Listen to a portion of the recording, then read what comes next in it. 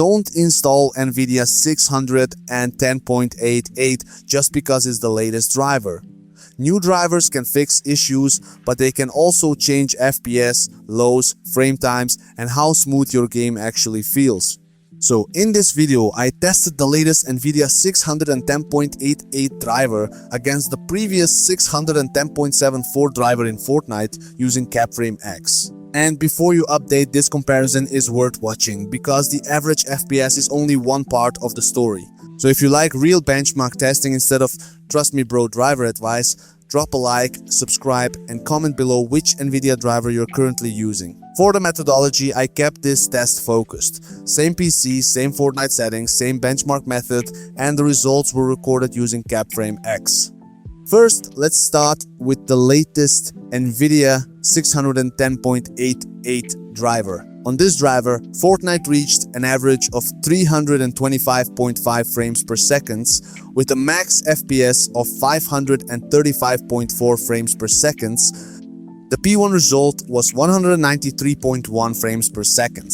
The 1% low average was 167.4 frames per second, and the 0.1% low average was 121.3 frames per second. So far, this looks like a strong result, especially in the lows. Now look at the stutter data.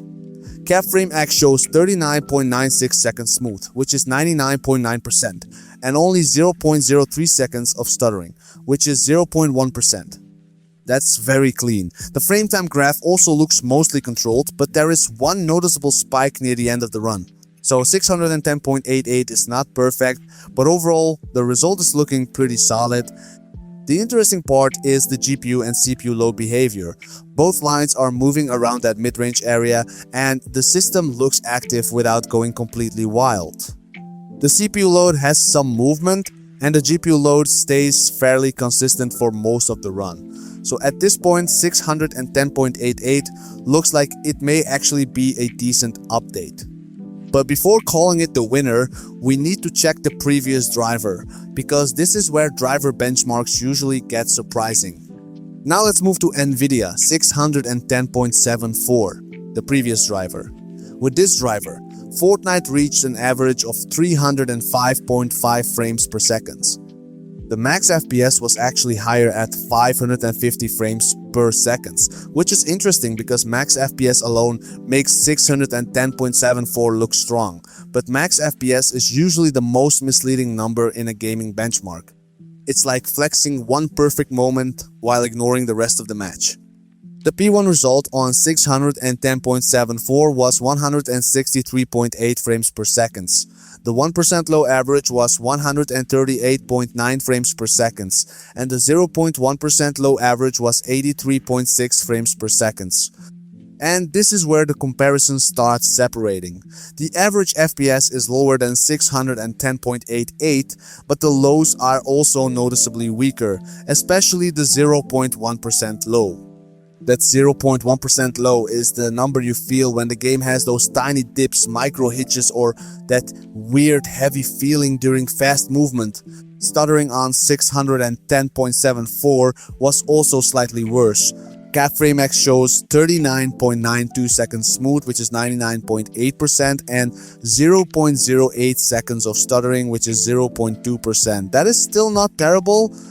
I'm not saying 610.74 is broken, but compared to 610.88, it is not as clean in this test. Now look at the frame time graph. There are a couple of bigger spikes, especially one large spike early in the run and another noticeable spike around the middle. The GPU and CPU load lines are also moving, but the overall result doesn't look as strong as the latest driver when you check the lows. So 610.74 still has one win with max FPS, but the more important gameplay numbers are starting to lean the other way. Next, if you want to fully optimize your PC with just a few clicks, even if you know absolutely nothing about PC optimization, you can use TweakShift AI Engine. It uses AI to analyze your PC hardware and your selected gaming goals, then recommends the most compatible and effective optimizations for your system. You can try TweakShift AI Engine for free with limited tweaks unlocked. But if you want full access and don't want to keep paying someone hundreds of dollars every time you need your PC optimized, you can unlock the full version. Check the link in the video description and try TweakShift AI Engine today. Now let's compare both drivers side by side, because this is where the real answer shows up. NVIDIA 610.88 gave 325.5 average FPS, while 610.74 gave 305.5 average FPS. That means the latest driver was ahead by around 20 frames per second in average performance. For max FPS, 610.74 reached 550 frames per second, while 610.88 reached 535.4 frames per second. So yes, the older driver technically wins max FPS. But honestly, max FPS is not the number I care about the most, because it does not tell you how stable the game feels. For 1% lows, 610.88 scored 167.4 frames per second, while 610.74 scored 138.9 frames per second. That's a big improvement for the latest driver. And for 0.1% lows, the difference is even more important. 610.88 scored 121.3 frames per second, while 610.74 dropped to 83.6 frames per second. That is a huge gap in the worst case moments. This matters because Fortnite is not just about standing still and staring at an FPS counter. You're building, editing, fighting, turning fast, and loading effects constantly. Those worst case drops are exactly what can make the game feel less responsive even when the average FPS looks okay.